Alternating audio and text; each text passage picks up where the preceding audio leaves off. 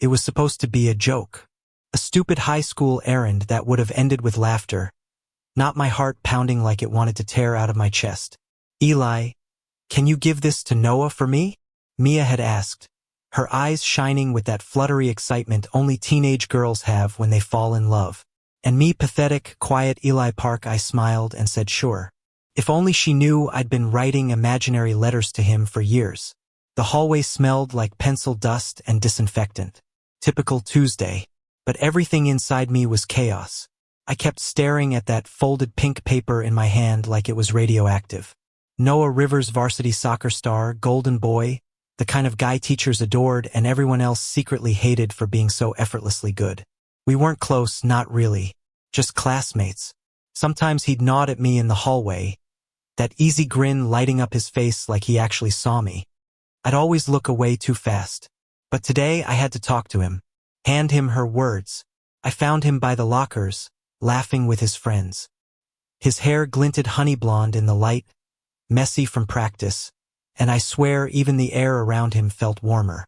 Hey Noah, I said, trying to sound normal. Amia asked me to give you this. His laughter faded. He looked at the envelope, then at me. Something flickered in his eyes, amusement? Surprise? Couldn't tell. He took the letter, tore it open right there, and skimmed it. For a second, his jaw tightened. Then he smiled, but it wasn't the usual smile. This one was smaller, sharper. Thanks, he said quietly. But, why you? I blinked. What do you mean? He folded the letter once, twice, tucked it into his pocket. Then he stepped closer, until I could see the faint sweat on his temple, the tiny scar above his lip. Why'd she ask you to deliver this? I froze. My brain fumbled for logic because we sit together in class, because she's shy, because I said yes. But none of it made sense under his stare. I didn't know, I muttered. He didn't say anything for a while, just stood there, looking at me like he was trying to read something behind my eyes. Then, softly, almost like a sigh, he said, "You're blushing." I stepped back, heartbeat screaming. I'm not, but he was already smirking. You are. And before I could process any of it, he leaned in, hand pressing lightly against the locker beside my head. Not forceful, just close enough for his breath to brush my cheek. Eli, he said, voice low, uncertain. Do you like me? The world stopped moving. After that, nothing was the same. We didn't talk for 3 days. I avoided him, avoided everyone. Mia kept asking if he'd said anything, and I'd lie through my teeth. He said thanks. That's all. But every time I saw him in the hallway, his eyes found mine steady, unreadable, too long to be casual. Friday came with gray skies and the kind of drizzle that soaked your shoes without mercy. I stayed late in the art room, sketching aimlessly, headphones in, pretending I wasn't waiting for something I couldn't name. When I finally walked out, the building was nearly empty, except he was there, standing under the awning, holding an umbrella. Hey, Noah said. His voice was soft, almost hesitant. You weren't answering my texts. I froze mid-step. You texted me? He smiled faintly. Yeah, like 5 times. Guess you don't check your messages. I hadn't. My phone had been on silent all week. I didn't trust myself not to break down if I saw his name. I didn't mean to make things weird, he said. I just needed to clear something up. My pulse kicked. Clear what up? He took a step closer, then another, until the rain sound filled the silence between us. Mia's letter, he said. It wasn't about her. I frowned. What?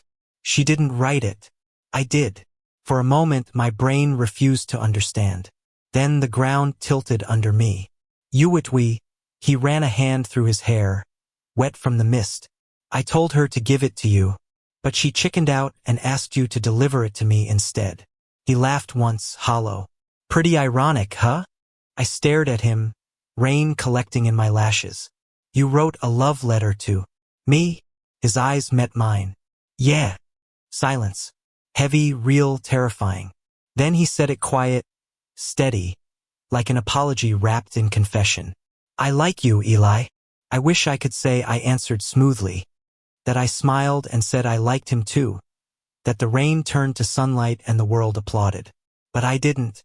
I just stood there, staring like an idiot, because the boy I'd built entire dreams around was suddenly real and wanting me back. Noah's hand brushed mine, tentative. You don't have to say anything. I just wanted you to know. That was the thing about him. Even when he scared me, even when he got too close, there was always gentleness behind it. He took a breath. I didn't mean to freak you out that day. When I saw you holding that letter, I thought maybe it was your way of saying something. My way of saying what? He smiled faintly. That you felt the same. I didn't answer. Couldn't. Every word felt too small. Instead, I took a shaky step closer, enough for the umbrella to cover us both. Rain drummed softly around us, distant cars hissed by, and for the first time, he wasn't the star athlete or the golden boy. He was just a boy, cold, nervous, waiting. And I, the invisible one, the background extra, found the courage to whisper, I think I do. That was the beginning. Not the fireworks kind. The quiet kind, the kind that sneaks up on you and stays. We didn't tell anyone. Not at first. High school wasn't kind to boys like us. But Noah didn't care. He'd find excuses to walk me to class, steal my pencil just to give it back, sit next to me at lunch like it was nothing. It was everything. Sometimes, I'd catch him watching me with this soft, secret smile, like he still couldn't believe it was real. Couldn't either. Still, I knew the world outside our tiny bubble wouldn't be so gentle. And when the rumors started, when someone saw him touch my hand under the bleachers, everything began to unravel. By the time Monday rolled around, I could feel the whispers, the sideways glances, the sudden silence when I entered the room. Rumors spread faster than light in our small-town high school, and when it came to Noah Rivers, the golden boy everyone thought they knew, gossip turned into wildfire. Someone had seen us, under the bleachers, his hand brushing mine, a look that lingered too long. That was all it took. By lunch, I heard someone mutter, "You think Rivers is?" And another voice snorted, "No way. He's dating that cheerleader from Eastview." But I could feel the shift, the curiosity, the suspicion. It made my skin itch. Noah tried to play it cool. He joked with his friends, laughed in the hallways like nothing was wrong. But every now and then, I caught that flicker of worry in his eyes when he looked at me. When the final bell rang, I was shoving books into my locker when he appeared beside me, leaning casually against the metal door. "You okay?" he asked softly. "I'm fine," I lied. He sighed. "Eli, you've said that 3 times today. You're not fine." I stared at the floor. "They're talking, Noah. About you. About us." He didn't flinch. "Let them. It's not that simple." "Maybe it is," he said, voice steady. "You didn't do anything wrong. I didn't either." I wanted to believe that. I really did. But high school had its own laws, cruel and unspoken. And 2 boys liking each other, especially him liking me, wasn't something people would just let go. That night, I couldn't sleep. I kept replaying the looks, the whispers, the way one of the guys from the soccer team smirked when he saw me. I almost texted Noah to say maybe we should cool things down at least until it blew over, but I couldn't bring myself to type the words. Because the truth was, I didn't want to lose him. The next day, things got worse. During lunch, someone had written on my locker in sharp black marker, "FAG." Big, ugly letters that cut through the metal like a wound. I just stood there. I couldn't move. Couldn't breathe. Noah saw it first. He didn't hesitate. He grabbed the nearest wet paper towel, trying to scrub it off, muttering curses under his breath. But it didn't come off. The ink had sunk deep. "Who did this?" he demanded, eyes blazing. "I don't know," I whispered. My throat hurt. Just stop. It's fine." "It's not fine." His voice cracked. "They can't, Noah." I caught his wrist, feeling the tremor in his hand. "Please. If you make a scene, it'll just get worse." He stared at me, frustration and helplessness mixing in his expression. Then he dropped the paper towel, chest rising and falling hard. "I'm not letting them treat you like this," he said. But he did. He had to. We both did. Because the world we lived in wasn't made for boys like us to fight and win. By Thursday, he'd stopped laughing in the hallways. He barely talked during soccer practice. And when coach started asking what was wrong, he just shrugged. I saw Itho his teammates looked at him, how conversations stopped when he walked by. He was slipping from the pedestal they'd built for him, and it was my fault. At least that's how it felt. After school, I found him sitting on the bleachers, still in his uniform, staring at the empty field as the sun dipped low. "You don't have to do this," I said quietly, walking up behind him. "Do what?" "Keep defending me." He looked up at me, eyes tired but still soft. "You think I'd stop?" "I think you should." His jaw tightened. "So you're saying I should pretend you don't exist?" "No," I said quickly. "Just, maybe not make it worse. For you." "For me," he repeated, almost laughing. "Eli, do you even hear yourself? I'm not ashamed of you." I swallowed hard. "You should be." The words fell out before I could stop them, heavy and cruel. His face shifted, confusion first, then hurt. "Why would you say that?" "Because they'll ruin you, Noah," I shouted. My voice cracked, echoing across the empty bleachers.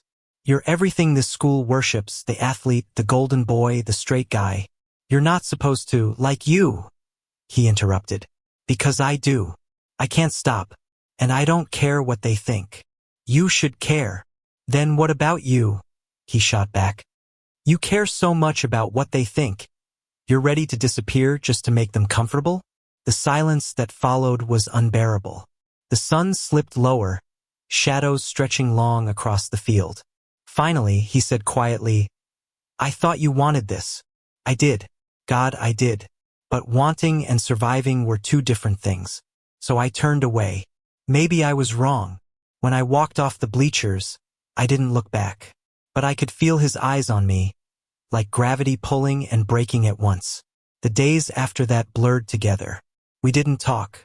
Not in class, not online. His seat behind me stayed empty. His laughter vanished from the hallways. Mia noticed first. "You and Noah okay?" she asked gently. "Yeah," I said automatically. She hesitated. "You know, people are saying things, but I don't believe them." I looked at her then, really looked. She wasn't being cruel, just honest. "You should," I said quietly. "They're true."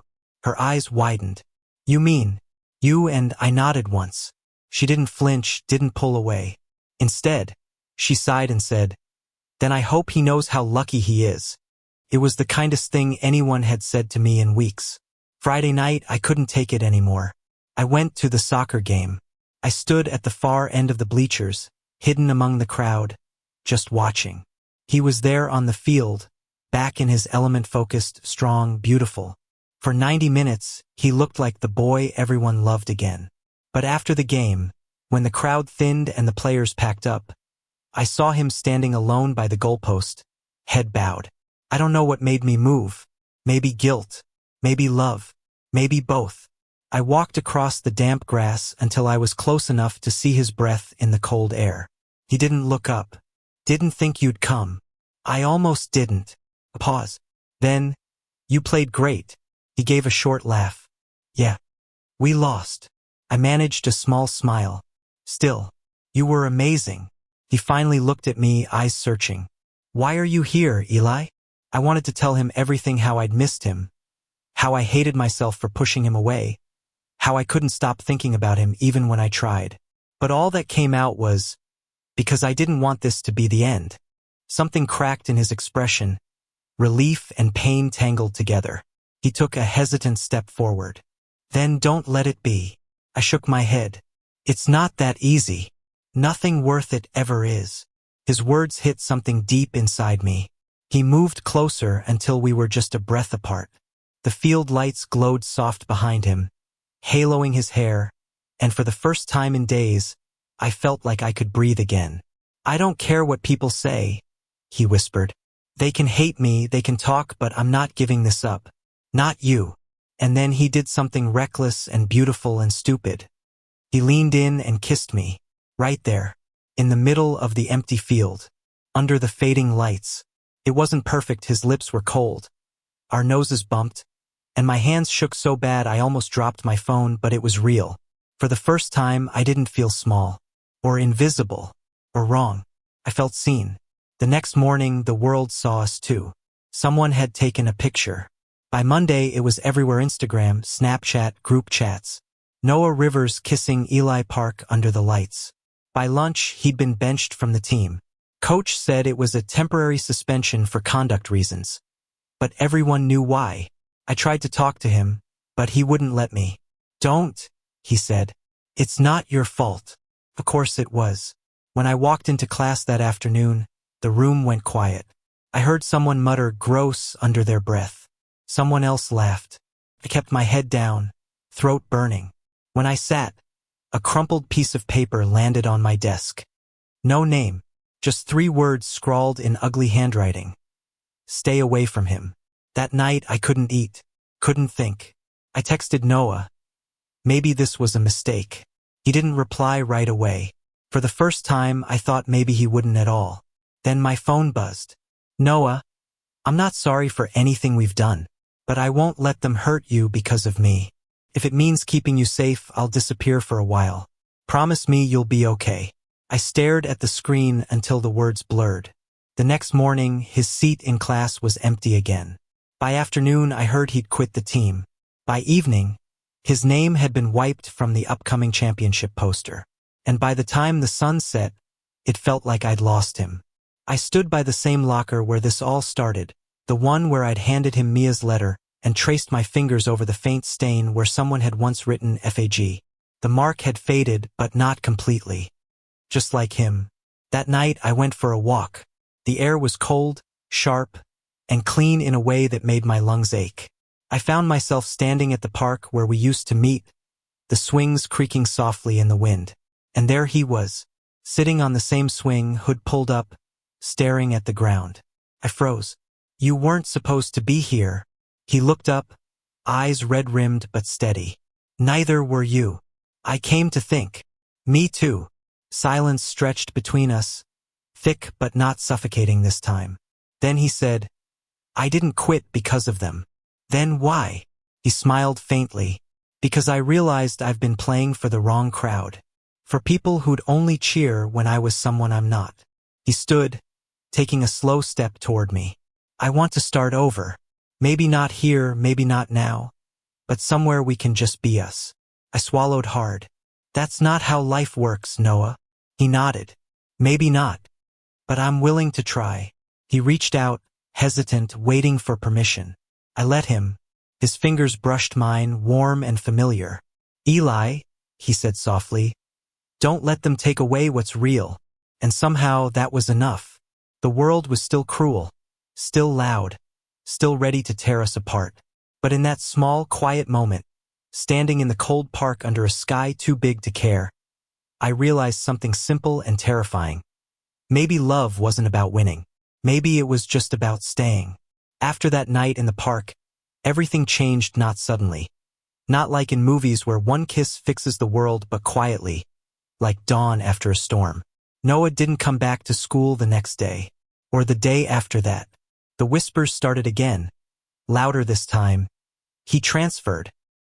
His parents found out. He's suspended. But none of them really knew. I texted him, called, waited. Silence. Days turned into weeks, and I began to wonder if that night in the park had been goodbye. Then, one Friday afternoon, when the sky hung heavy with the promise of snow, my phone buzzed. "Noah, meet me at the train station, 4 p.m. My heart stopped. The station was almost empty when I arrived. The air smelled of rain and metal, the sound of distant trains echoing through the platform. I spotted him instantly, hoodie, duffel bag slung over his shoulder, hair a little longer, like he hadn't bothered to cut it. He looked older somehow, tired. But when he saw me, he smiled, and that was all it took. "You actually came," he said softly. "I almost didn't." "Why?" "Because I didn't want it to be a goodbye." He exhaled, breath turning to mist in the cold air. "It's not." "Then what is it?" He took a step closer. "A promise." I frowned. "To do what?" "To come back." The train thundered past behind him, wind whipping through his hair. And for a moment I wanted to believe we were untouchable, that the world couldn't touch what we'd built. But reality has a way of reminding you it's still there. My parents found out, he said quietly. About us. About the photo. My stomach dropped. What did they say? Exactly what you'd expect. He forced a smile that didn't reach his eyes. My dad thinks it's a phase. My mom just cried. I didn't know what to say. So they're sending me to stay with my aunt in Oregon for a while, he went on. Just until things cool off. Oregon, I whispered. That's like 2 states away. Yeah. The silence that followed was unbearable. The sound of trains, of people coming and going, filled the air around us. And still, I couldn't move. When? I asked finally. He glanced at the clock. An hour. We didn't talk much after that. We just stood there, side by side, watching the tracks stretch into forever. At some point he reached for my hand. His grip was steady, warm. I didn't pull away. You know what's funny? He said suddenly, voice soft. When I was a kid, I used to think love would be this huge, dramatic thing, fireworks, music, confessions in the rain. I smiled faintly. You did confess in the rain. He laughed quietly. Yeah, guess I got that part right. Then he looked at me, really looked, and I knew he was memorizing everything, the shape of my face, the way my hair fell into my eyes, the crack in my voice when I finally whispered, I don't want you to go. He squeezed my hand. I know, but I also don't want you to stay just because of me, I said. You need to do what's right for you. He nodded, but his eyes didn't leave mine. What's right for me is you. The train whistle screamed through the air, long and low. His cue. He stepped closer, close enough that I could feel his breath when he said, I'll come back, I promise.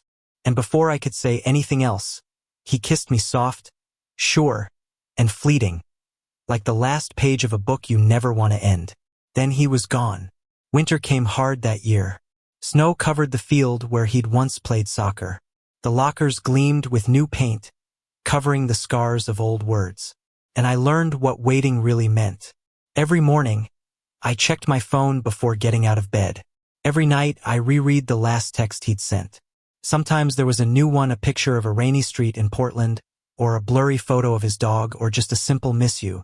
We didn't talk about the hard things, the distance, the fear, the way people still stared at me like I was a ghost of last semester's scandal. We just stayed connected in our own quiet way. And slowly I stopped being afraid. Spring thawed everything. The first time I saw him again was in May. I was leaving the library when I heard someone call my name. Eli. I turned and there he was, standing by the parking lot, sunlight catching in his hair, a grin splitting his face. For a second I thought I was imagining him. Then he laughed, and everything inside me came undone. He ran up, out of breath, eyes bright. Told you I'd come back. You and how, early flight. My aunt talked to my parents. They're trying. He shrugged. Still weird, but better. I didn't care. I just threw my arms around him. He hugged me back, tight, like he'd been waiting all year for this. When we pulled apart, he said, You cut your hair. I laughed. You grew yours. He smirked. Guess we traded. The weeks that followed felt like a movie, but a quiet one. No drama, no big reveals. Just small, good moments that made everything worth it. We walked home together after class. We watched bad movies, shared fries at the diner, argued over which Marvel character would win in a fight.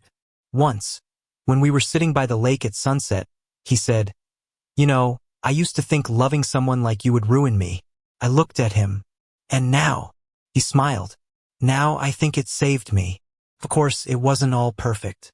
There were still stares, still people who whispered. But Noah didn't flinch anymore. And neither did I. When someone snickered behind us in the hallway one day, Noah just reached out and took my hand. Not to prove anything. Not out of defiance. Just because he wanted to. And somehow, that simple act felt more powerful than any speech, any rebellion. It was him saying, We're here. We exist. We're okay. The day we graduated, the sun was merciless. Rows of blue caps and gowns shimmered under the heat, families waving from the bleachers.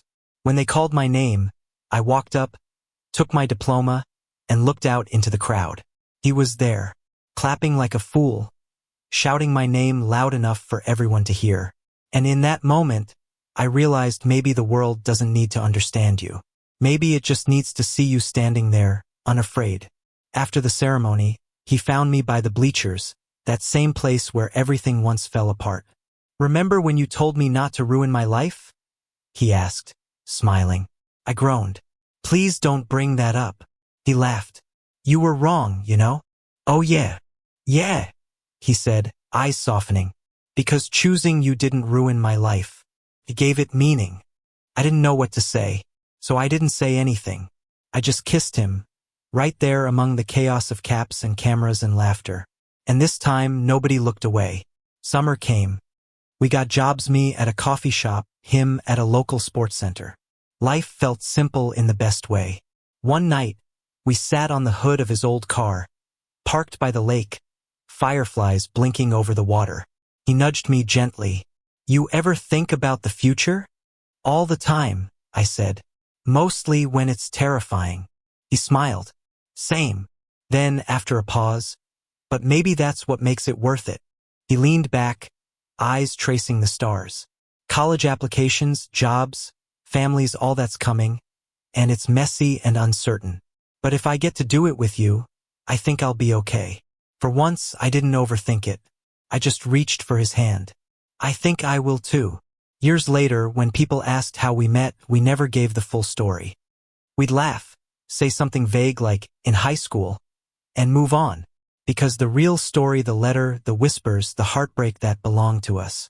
But sometimes, when we'd walk past a school or a soccer field, he'd glance at me with that same teasing smile and whisper, "Hey, remember when you handed me a love letter that wasn't yours?" And I'd roll my eyes and say, "Yeah, you're lucky I didn't deliver it properly." He'd laugh, pull me close and say, "You did, just not the way you planned." Love didn't fix everything. It didn't erase the pain or the fear or the things we lost along the way. But it gave us something stronger than the world's approval. It gave us truth. And truth, I learned, is the quietest kind of courage.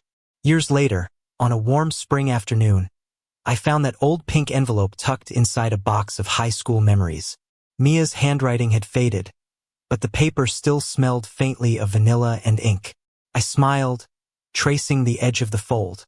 "Noah," I called from across the room. "Remember this?" He looked up from the couch, hair streaked with sunlight, and grinned.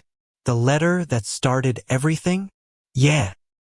He walked over, took it from my hand, and said, "You should have just written your own."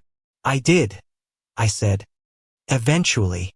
He laughed, leaned in, and kissed me. And as the years folded into one another, that moment, that simple, ordinary, extraordinary moment stayed. Because sometimes, the most beautiful stories aren't about grand gestures or perfect endings. They're about two people who dared to stay, even when the world told them not to. Thank you for listening. If you find it interesting, please like and subscribe to follow the next stories.